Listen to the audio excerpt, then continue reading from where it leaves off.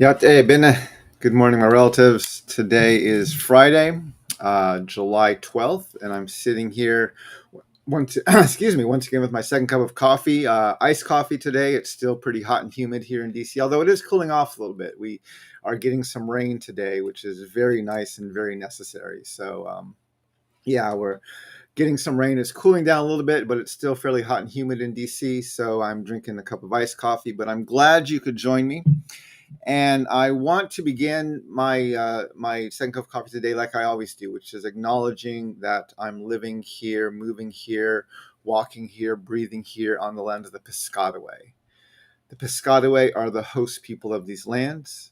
It's now called Washington, D.C., but I want to honor the Piscataway as the hosts of these lands. I want to thank the Piscataway for their stewardship of these lands.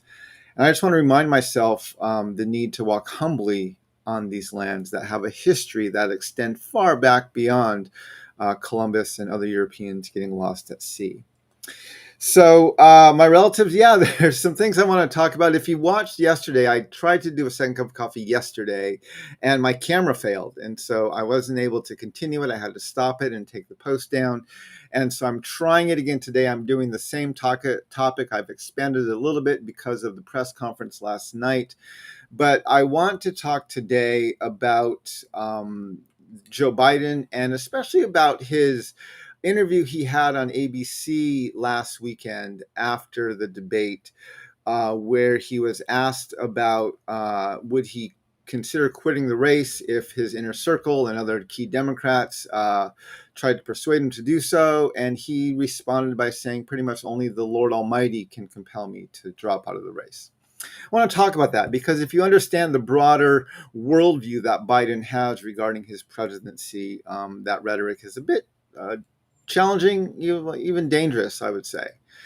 But before I get into all of that, I want to acknowledge, or just let you know some personal milestone I passed the other day. For those of you who know, I had my hip surgery, my hip replacement about a year ago. And I've been working very hard to exercise more, to walk more.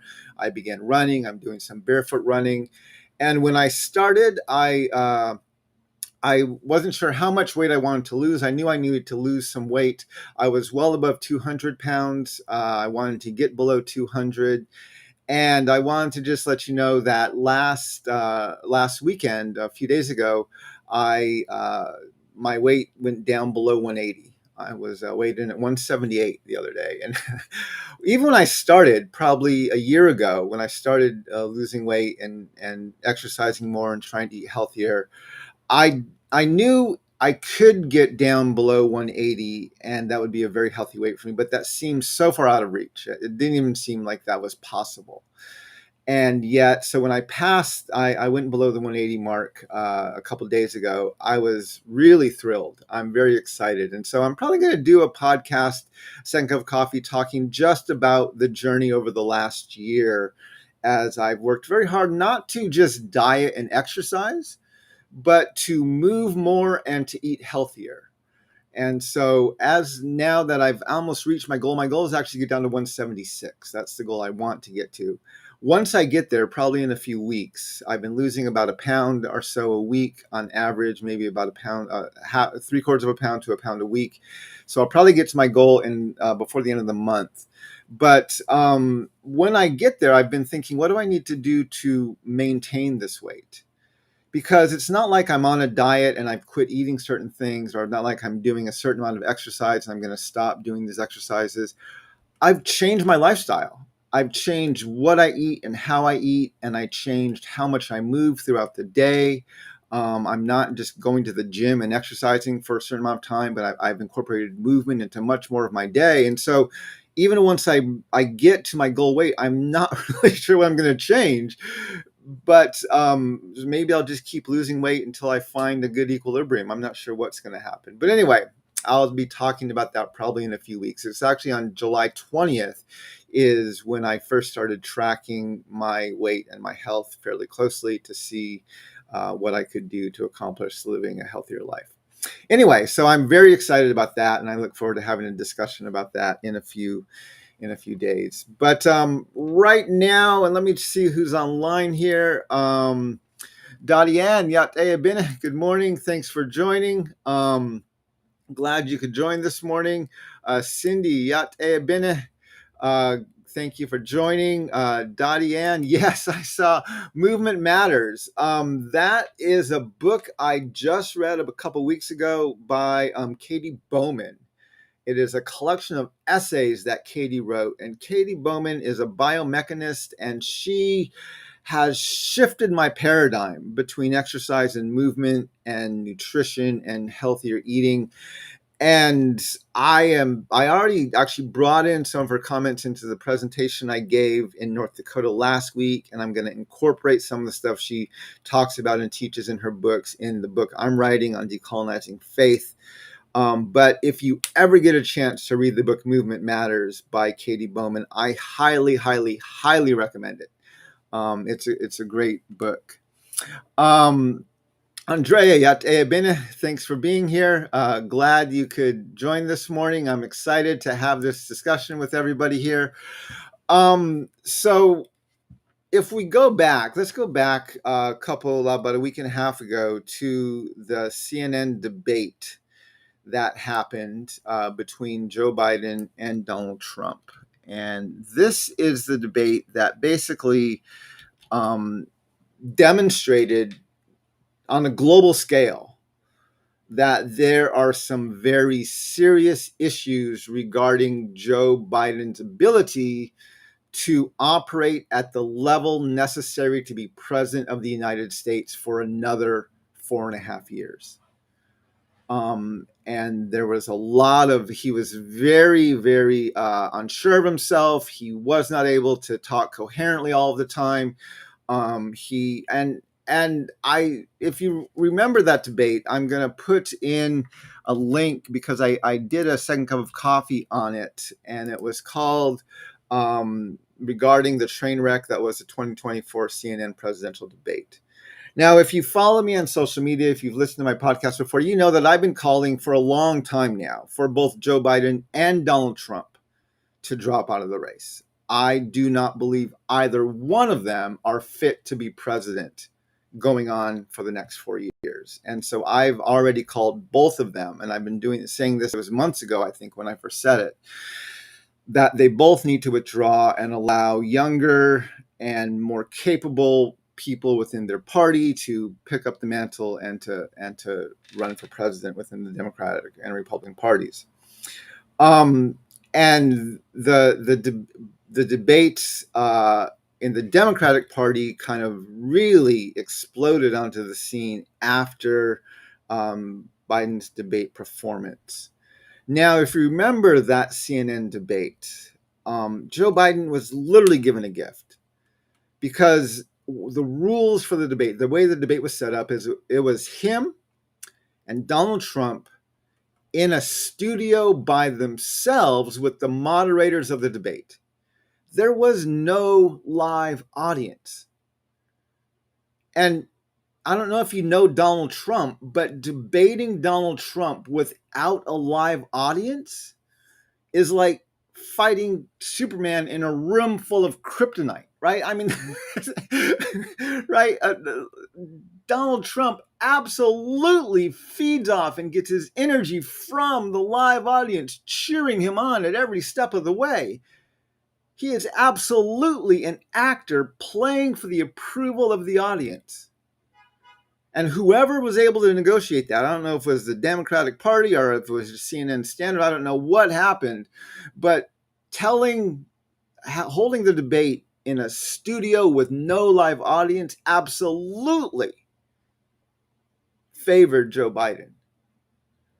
All he had to do in that debate, the only thing he had to do in that debate was to remain the adult in the room, to stay on message, and to offer clear, coherent answers to the questions that were being asked. Donald Trump has almost no intellectual curiosity. He fumbles his words. He talks and goes off in all tons of directions. Doesn't even know what he's talking about half the time. All you have to do in that situation is let Donald be Donald and then take the conversation back to the adults who are watching the debate and have the discussion about what the policies are and what you're standing for and what you're going to do. That's all he had to do. And he couldn't do it. He couldn't do it. And that debate demonstrated very clearly that there is some serious challenges going on in the Biden White House. He has since blamed that debate on he was tired. He had done some foreign travel a week and a half earlier, and he has said he was sick. He said he didn't listen to his own instincts and get the rest he needed. And more than anybody else, Joe Biden should have known how pivotal and how important his performance in that debate was. And the fact that he did not do what was necessary to be in tip-top condition at that debate is unfathomable to me. How do you not prepare yourself, get enough sleep the night before, make sure you're well rested, have coherent and concise answers? You knew what was going to be coming. And so I think it demonstrated that there are some very serious questions. Now, some people have said, well, I'll go back to that. So anyway, so that was going on with the debate. So since then, there has been a lot of discussion within the Democratic Party and at a national level about what are they going to do about their campaign, about Joe Biden, because, right, the challenge is the Republicans at least tried to challenge Donald Trump during the primary. There was actually a legitimate field of candidates running in the primary. He completely ignored them, which was his prerogative, but they literally ran and they literally challenged him and forced him to campaign and to be out in the public and to stake the claim to the nomination that he wanted. The Democrats rolled over, literally. No serious challenge was mounted against Joe Biden. Now, the Biden campaign has come back and said, well, anyone could have ran against us, and they didn't. And if you know anything about Democratic politics, you know that there absolutely had to have been deal making and promises made and threats given about you're not going to challenge this president. You're not going to divide the party, right? Remember, the Democrats are terrified of competition. They're terrified of it, especially when they have a white landowning male from the upper echelons of the 1% who doesn't represent the majority of the people who got him into, who put the Democrats in power in the first place. I've said before that Cornel West should have run as a Democrat. He should have made Joe Biden earn the black vote during this campaign. Instead, he ran many other parties and even as an independent now. So yeah, the Democrats rolled over and handed the nomination to Joe Biden. Literally, just wrapped it up and put it on a platter for him. Did not make him earn it whatsoever.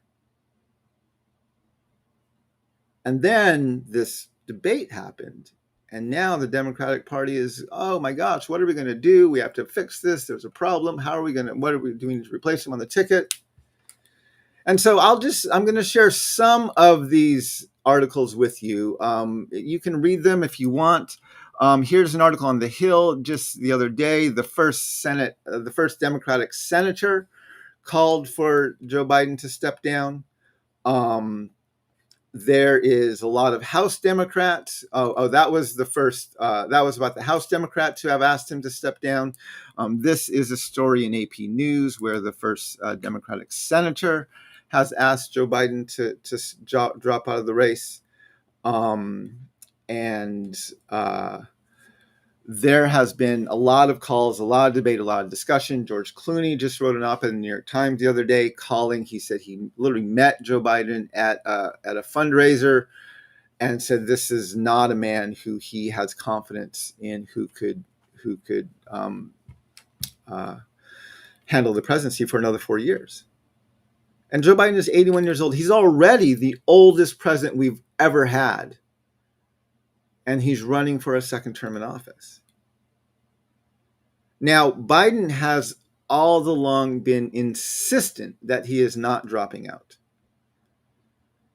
And he has pointed to the policy wins he had in his last term. He's pointed to his long term in the Senate. He's pointed to his experience, all of which are very valid points. He's talked about all these things over and over and over again.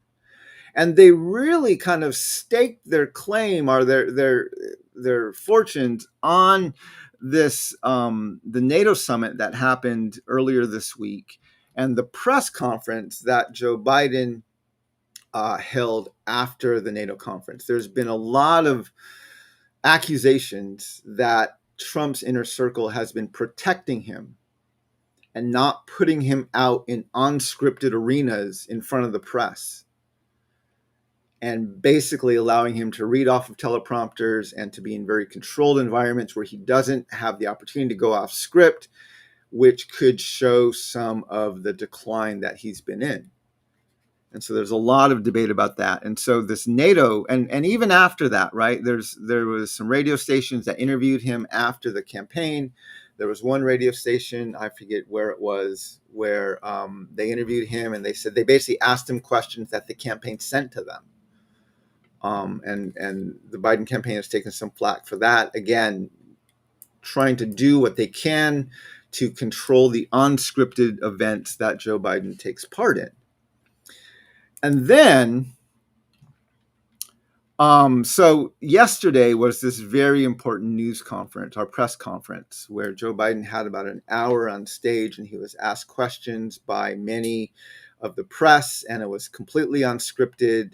It was shown live, it was unedited, and it allowed people to get a second look at Joe Biden in an unscripted event. I just put the link to the C-SPAN page where you can watch that if you'd like to do that. And then I'm also giving you this article from the AP that has some takeaways from that event, from that. And the general consensus is, I didn't watch all of the press conference, but I did watch some parts of it. And the general consensus is that press conference probably didn't change many minds.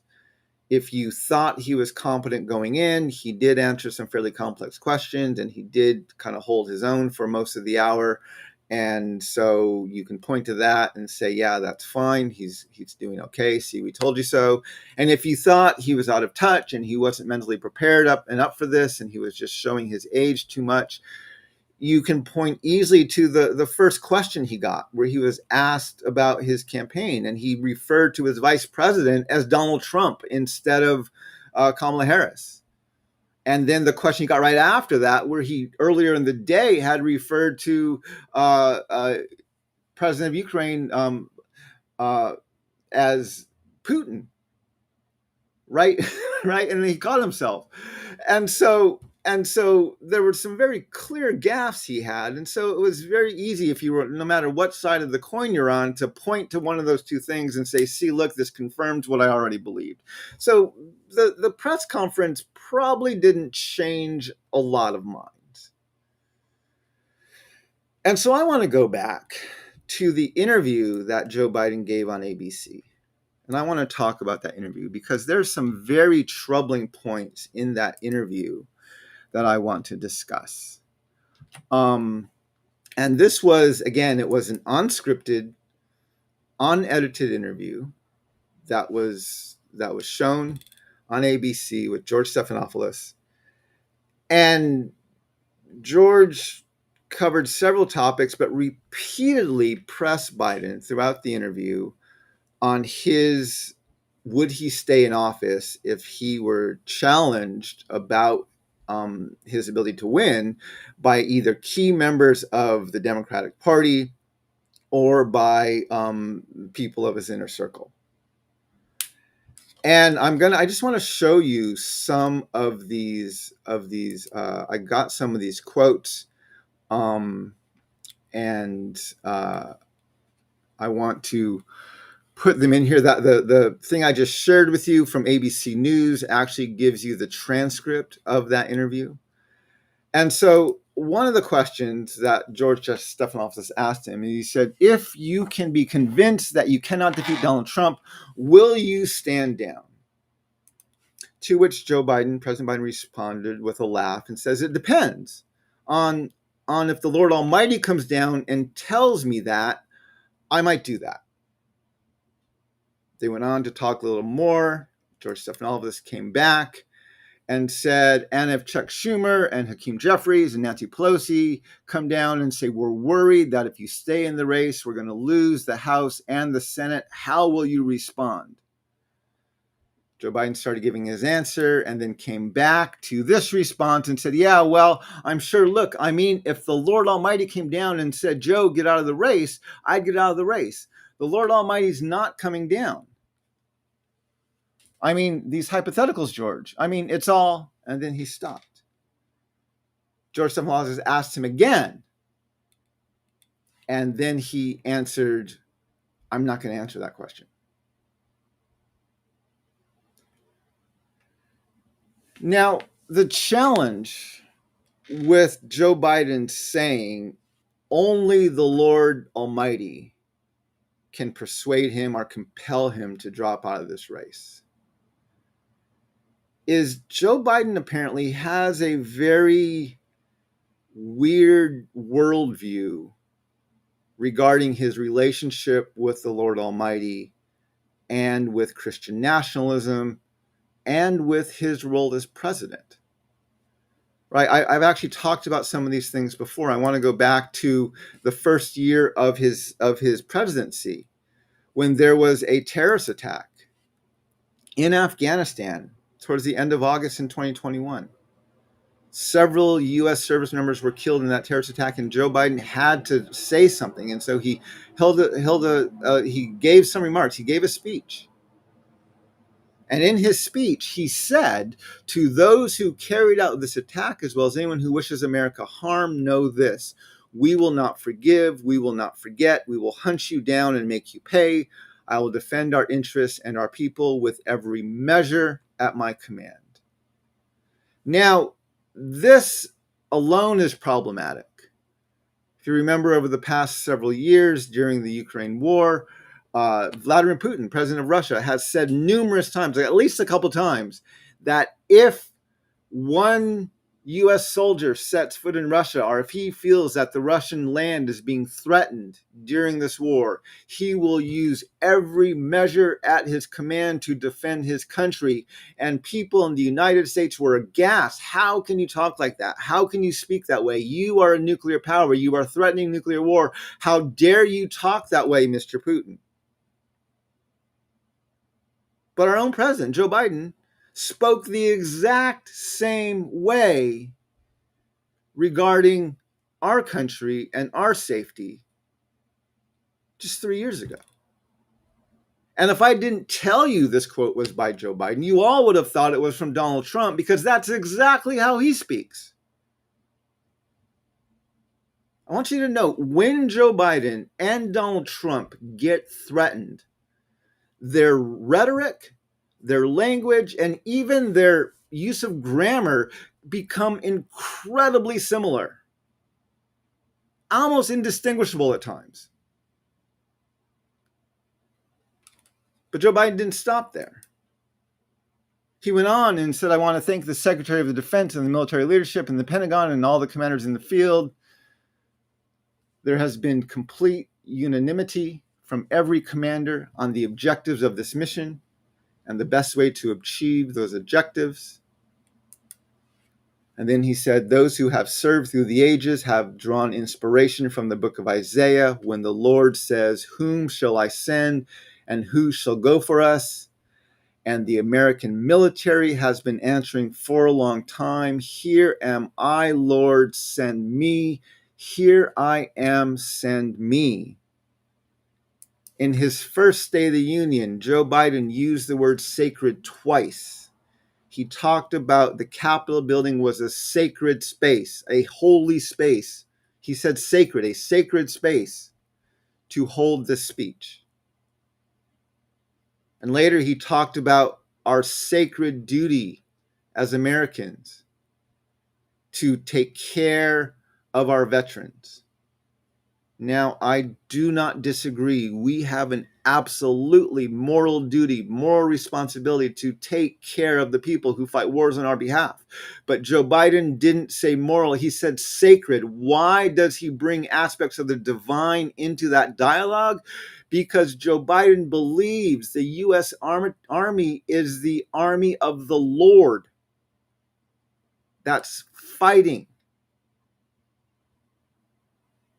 and responding to a prophetic call that's on par with that of Isaiah the prophet. And as president, Joe Biden is the commander-in-chief of this army of the Lord. This is the way he thinks about himself. This is the way he talks about himself.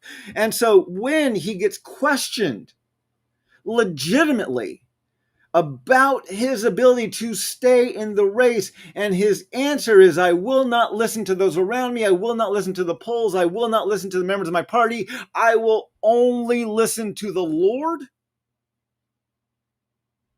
That's not only weird, but actually pretty scary. Right? When someone becomes so out of touch with the world around them that they say, nobody, it doesn't matter who they are, how close to me they are, nobody can compel me to change my mind. The only way I will change my mind is if the Lord himself talks to me.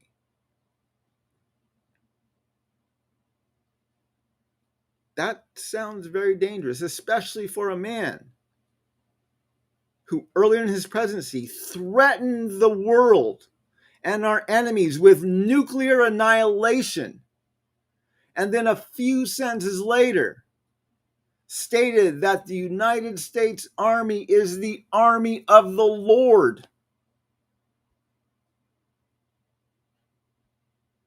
This is dangerous rhetoric.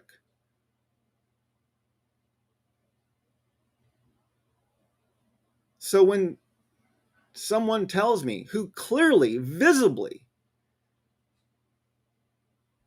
acts in a way that mandates a questioning of their abilities,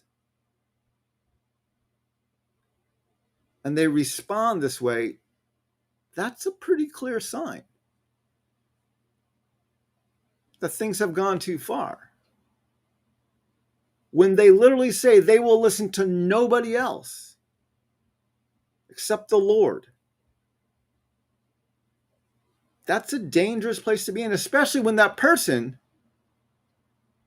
is running the most powerful nuclear army in the history of the world and is campaigning to be in that position again for another 4 years until they're 85.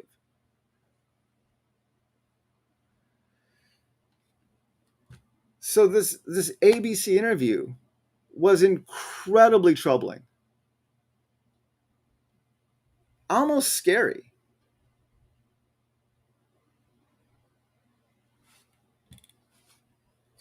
Now, at the press conference yesterday,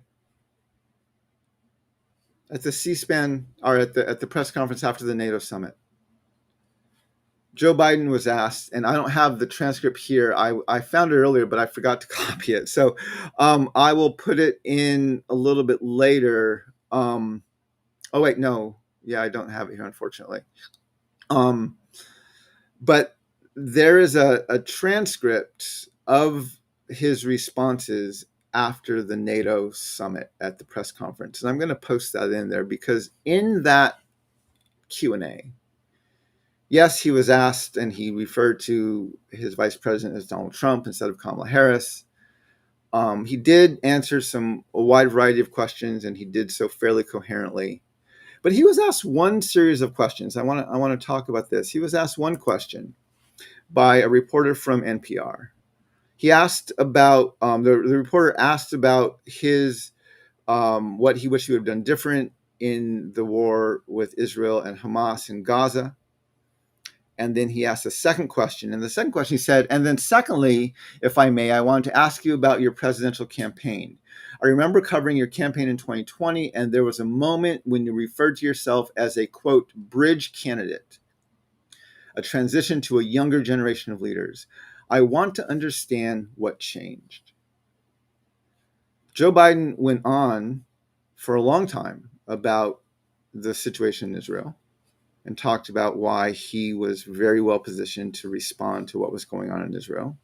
And then he didn't answer the question about the bridge candidate. And so at the end of his response, the reporter came back and asked a second time about him calling himself a bridge candidate. And this time, Joe Biden said what changed was the gravity of the situation I inherited in terms of the economy, our foreign policy, and domestic division. And I think I won't put words in anybody's mouth, but presidential historians give me credit for having accomplished more than most any president since Johnson, and maybe before that, to get major pieces of legislation passed. And what I realized was my long time in the Senate had equipped me to have the wisdom to know how to deal with the Congress to get things done. We got more major legislation passed than that no one thought would happen. And I want to finish it, to get that finished. If tomorrow, if we had a circumstance where there was a lineup and I hadn't inherited what I did, and we just moved through things along, anyway, it's going to change.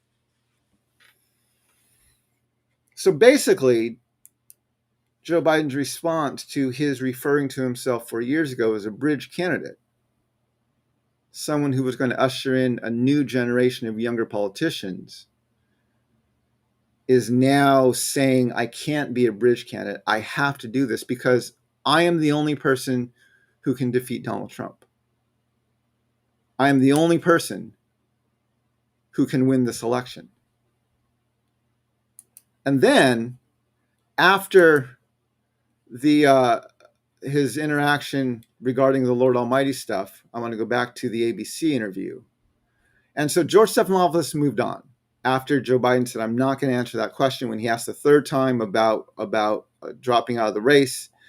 So then George Stephanopoulos asked him and said, what's your plan to turn the campaign around? And this was Joe Biden's response. He said, you saw it today. How many people draw crowds like I did today? Find me more enthusiastic than today. Huh? Now, if you're not thinking it, at least George was.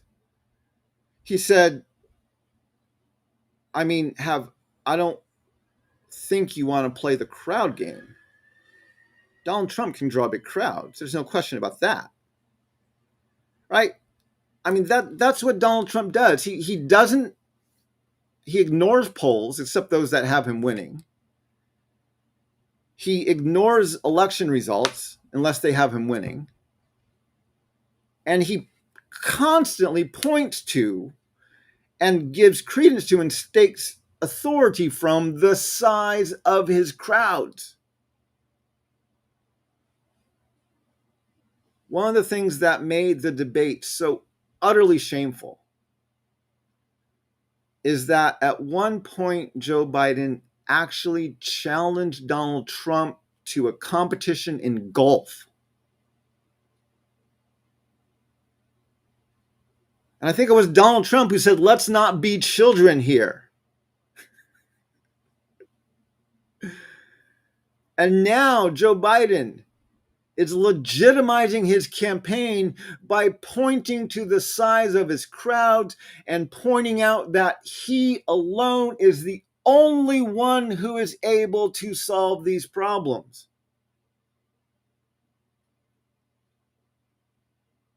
This is exactly how Donald Trump speaks. This is how a narcissist speaks, right?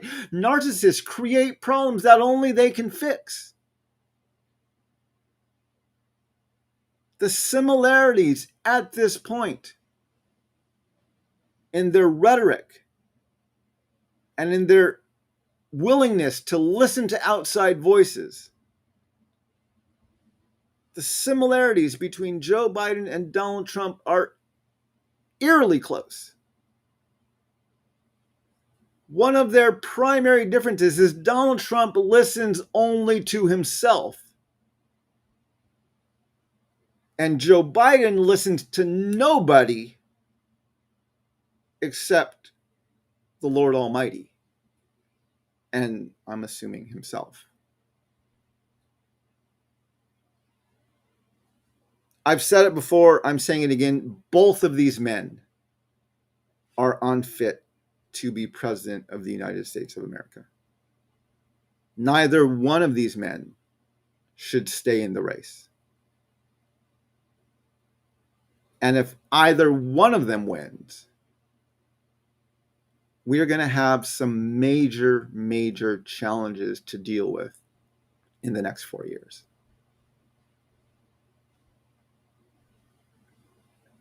So what do we do?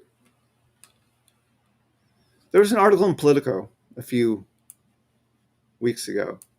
It was when the Democrats were kind of soul searching after the debate, and they were trying to figure out what do they do about Joe Biden. And this article was posted in Politico. It said, we've all enabled the situation. Dems turn on Biden's inner sanctum post-debate. And what this article talked about, I alluded to this a little bit earlier, is that Joe Biden has not changed his inner circle much throughout his entire decades-long period in office. He's relied on the same input from the same trusted group of advisors. And as he's gotten older, his group of advisors has gotten smaller and smaller and smaller.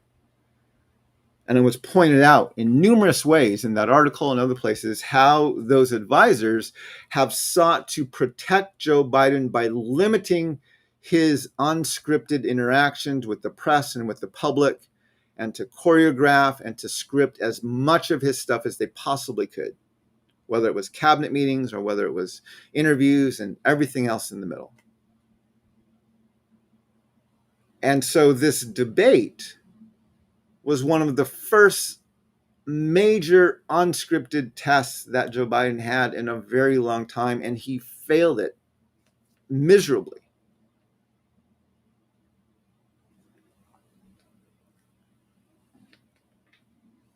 And the problem is, and this is what the article says, is that his advisors and those closest to him were so busy protecting him that they were failing to notice that he was sliding and that he was not able to do and perform at the levels he was able to do and perform even 4 years ago. And they were so busy protecting him and propping him up that they weren't noticing that he was not able to perform at some of the same levels that is required when you are the president of the United States.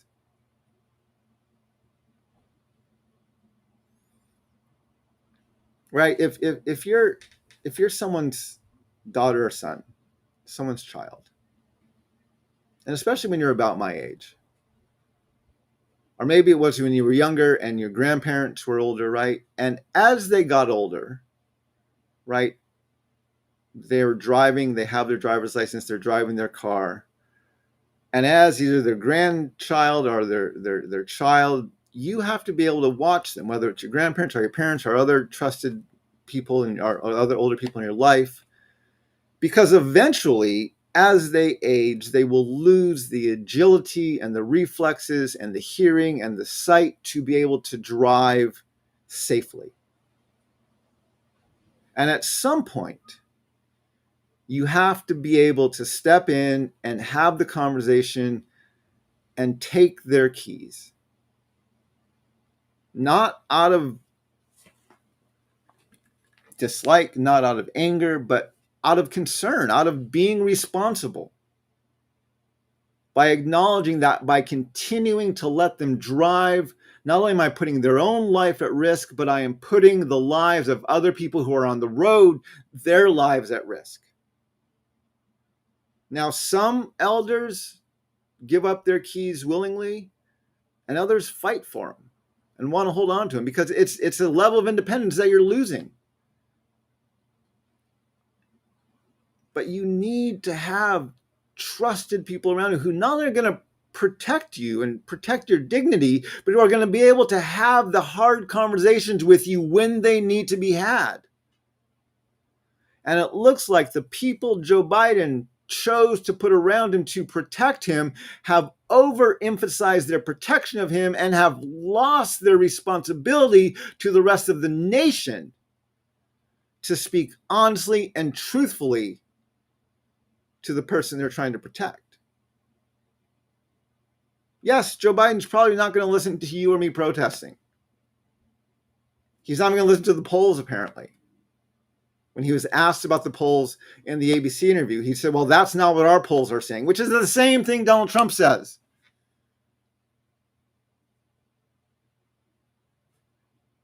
He did say he won't listen to anyone but God. But who knows? Maybe if some of his inner circle, maybe if his wife Jill, maybe if his son Hunter came around and said, Dad, my husband, sir, whatever relationship they have with him, right? It's time to throw in the towel. You are no longer able to perform at the level this job requires you to perform. I've said this before jokingly. I really wish the moderators at the debate would have asked Joe Biden and Donald Trump about their nap schedules.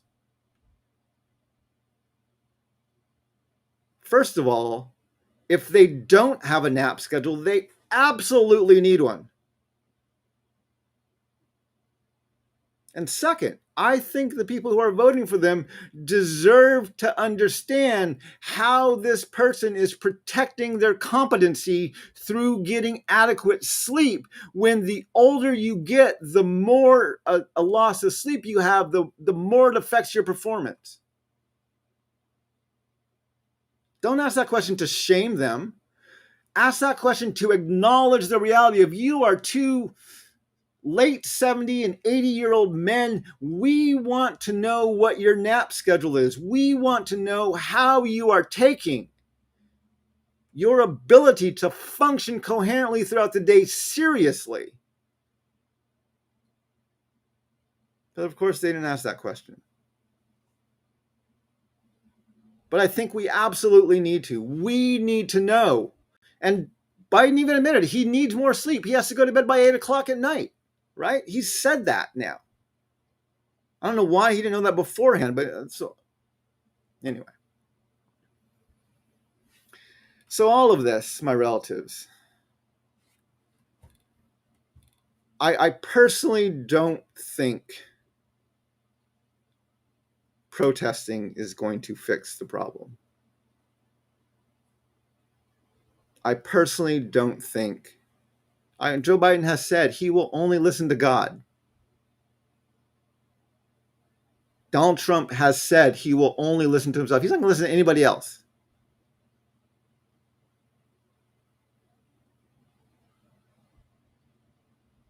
So rather than speaking to them, we have to speak to their parties.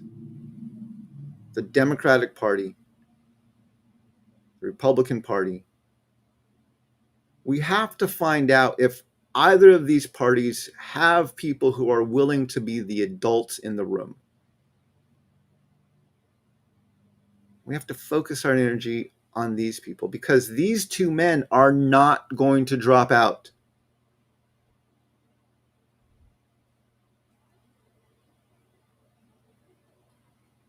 So we have to ask for their parties to be the adults in the room.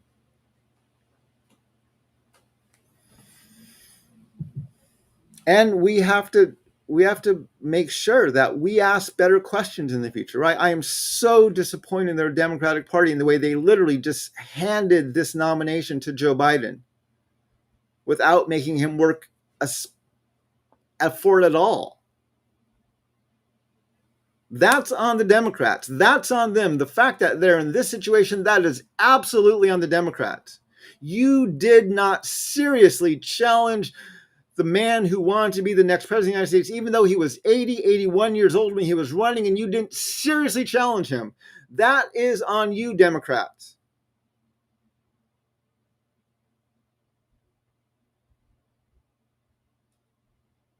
At least the Republicans tried. At least they tried. Right now, I'm more disappointed in the Democratic Party than I am in the Republican Party. So anyway, my relatives, I could just go on with this forever. I don't want to sound hopeless. And I also want to point out that the way Trump and Biden are acting is not unique to them. Their generation has refused to willingly give up power. Right? They have stayed in office longer. They have stayed at the head of corporations. They have stayed in leadership longer. They've refused to give up power and pass the baton on to younger generations. Absolutely refusing to do that. If you are a younger person working in an organization underneath someone, whether you're in the Democratic Party, the Republican Party, or just in a different organization, different institution, and you're trying to climb the ladder,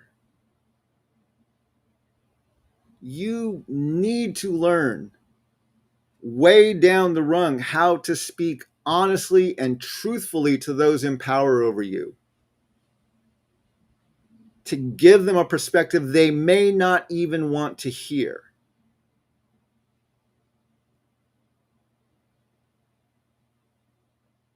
Because it appears in these two parties, very few people are willing to do that to these two men. And so they're clinging to power well past the age of being able to competently work in the fields that they want to work in still. So we need to just get much better. And it's not out of meanness or disrespect. It's out of doing what's best for the community.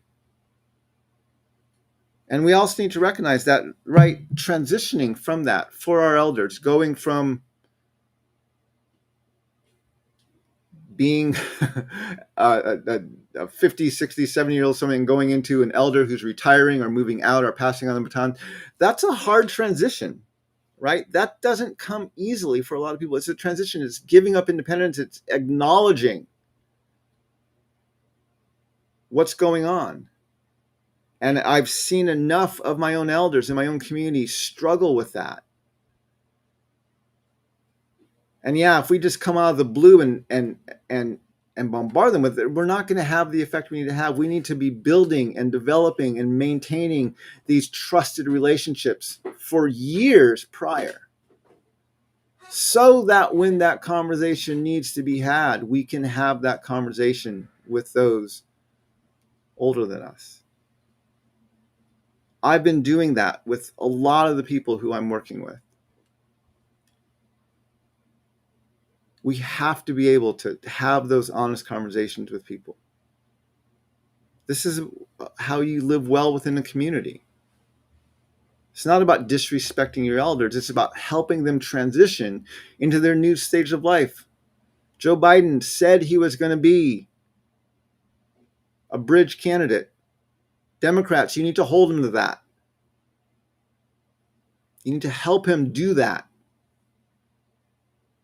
He's president of the United States. There's never going to be a non-chaotic moment in that office. He needs to be able to be held to his own words. I want to thank you, my relatives, for joining me today. I want to thank you for being a part of this dialogue. I see a comment here by Susan, who said, true, but our elders do have wisdom and consider. I do not deny that for a moment. I do not deny that for a moment.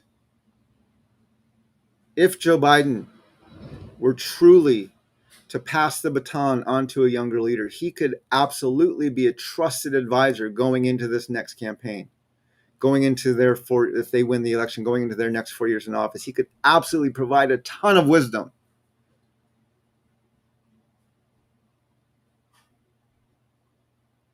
I'm not saying we need to not listen to them anymore. I'm saying we have to acknowledge when they can no longer do this job well. And we need to help them learn how to accept that and pass the baton. And part of that is learning how to trust people who are younger than them. I wish I understood the dynamics going on in this boomer and the generation above that's mind, because there seems to be, and this isn't just from watching Joe Biden and Donald Trump and Nancy Pelosi and all these other people who've taken forever to get out of office, right?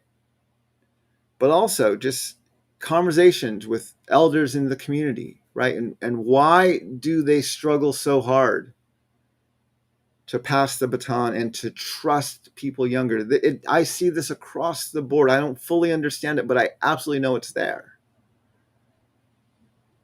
And that's where I'm saying, yeah, so it's not about just dropping them from the debate altogether. It's about helping them transition and to say there are still many, many, many ways you can be productive.